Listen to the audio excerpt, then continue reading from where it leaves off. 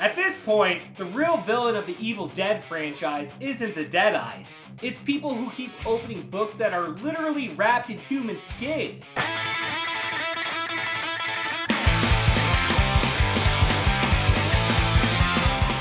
I'm definitely giving out spoilers in this review, okay? So you've been warned. I didn't have a lot of high hopes going into Evil Dead Burns, since the last installment, Evil Dead Rise, was honestly a letdown in terms of the Evil Dead franchise. Sure, you've got a lot of fans out there of the Evil Dead Rise movie, and I'll be honest, when I came out of the theater after watching it, I thought it was a pretty fun movie. It wasn't until months later when I picked up a physical copy and rewatched the film that I realized this movie has a lot of cool kills, but the story kind of fucking sucks. Well, like I said, I did not have high hopes going into Evil Dead Burns. I gotta say though, I was pleasantly surprised. They built a pretty comprehensive story around this film.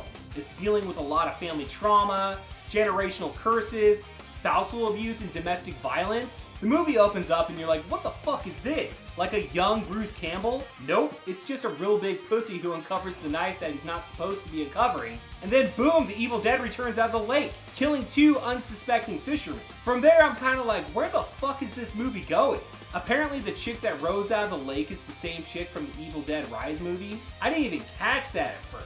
It wasn't until after the film that Brandon pointed that out to me, which makes sense considering the very ending of this movie. She gets hit by a car and you're like, what the fuck? Then they instantly transition into a nightclub. I thought that was a pretty cool fun spot. We get this dude celebrating his birthday and apparently his brother gives him a pretty badass gift. Only thing is, you can tell that his brother Will is having spousal problems with his wife, some French chick named Kelly. You're instantly kind of drawn in, and at first I was like, really? This guy's a douchebag. Then boom, he gets fucking killed in a car wreck. And the Evil Dead power transfers over to him in a pretty gnarly death scene. Now, let's transition to his family. Family is pretty fucked up from the beginning. You can tell the mom and dad are definitely assholes. Grandma's got dementia, and they definitely don't like the wife, that's for sure.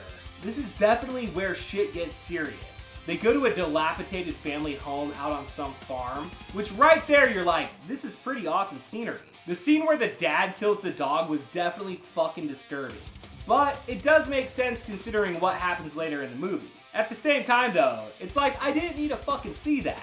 And again, that's when all hell breaks loose. And you're definitely taken for a ride in terms of the violence. We're not gonna break this movie down beat by beat, but I was definitely hooked at this point, and really enjoying the actual story of his family. Lots of blood, lots of gore.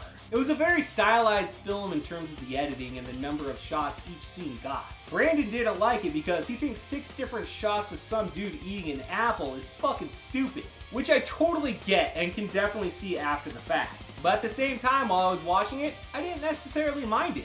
I will say the last probably 30 minutes of the film, I was kind of getting bored. You're just in a bunch of chase scenes and it's kind of all like, alright guys, I get it. You gotta find the Evil Dead knife. And you gotta fucking take out this Timu Bill Burr the fuck out. And right when you think it's all over and the house is up in flames, nope, Will shows back up and Kelly must end her marriage once and for all. Again, like I was saying, I was somewhat bored at this point. Knowing how the movie was going to end, you knew the house was going to burn down, and then at the very end, Kelly is possessed by the Deadites. Again, somewhat predictable, but still fun at the same time. Now, was this the greatest Evil Dead movie? Hell no. Not even fucking close. You get to the end credits scene, and we see that Grandma's still a Deadite. Then in the final closing scene, we see that Mommy's back, and she straight up takes out this fucking kid. I laughed pretty fucking hard at that part because I thought that kid getting killed was hilarious as fuck. So it definitely brings the last 2 films together, and as for what's in store for the Evil Dead franchise moving forward, I guess we'll just have to wait and see. All in all, I had fun with this movie. The kills were fun. I think the coolest scene was when she was coming down the chimney, and you just saw all that blood come out, and then the head just drops. The dishwasher scene was super intense. Plus, fuck that Joseph guy, right? He let his girlfriend get killed by Bill Burr. What the fuck? I thought there might have been a lot of practical effects in there, but Brandon said he would be very surprised and assumed it was mostly CGI, which makes sense in today's day and age. But it did look pretty fucking cool to me in terms of the effects. This one definitely is way better than Evil Dead Rise, even though I definitely need to go out of my way to rewatch that movie for a third time, just to make sure that it still sucks. If this movie taught me anything, it's that family therapy is still cheaper than an exorcism. So until next time, I'll see you at the video store.